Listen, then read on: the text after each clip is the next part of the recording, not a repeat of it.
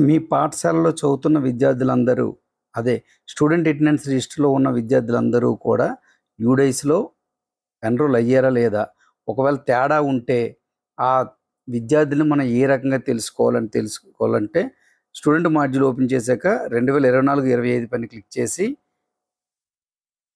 ఇక్కడ left side list of all students ఉంటుంది. దానిపైన క్లిక్ చేసి యాక్టివ్ స్టూడెంట్స్ పైన క్లిక్ చేస్తే